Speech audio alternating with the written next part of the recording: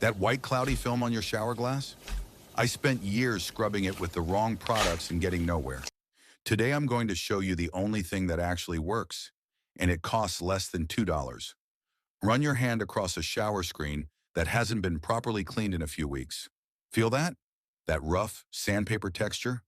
That's limescale, calcium carbonate left behind every time water evaporates off the glass. And here's why it's so stubborn. It's not dirt. It's mineral deposits that have physically bonded to the surface, which means bleach does absolutely nothing. Those supermarket sprays that promise sparkling glass? Useless. They literally say on the label, start with a clean surface. Not helpful.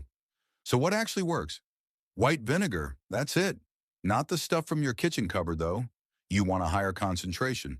I use a concentrated white vinegar, around 75%, mixed with a splash of isopropyl alcohol in a spray bottle.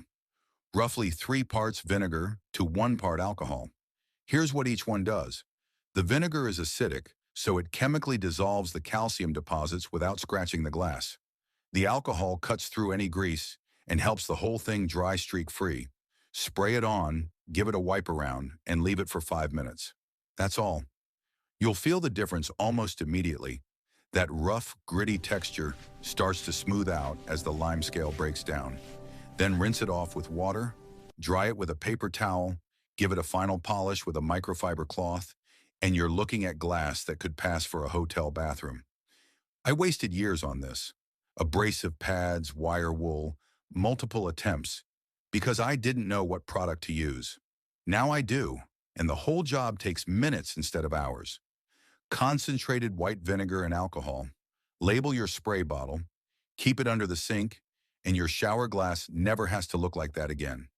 If this saves you some time and money, subscribe. That's exactly the kind of thing we cover here. And I'm sure you're going to enjoy this next video on how to clean a microwave in 3 minutes.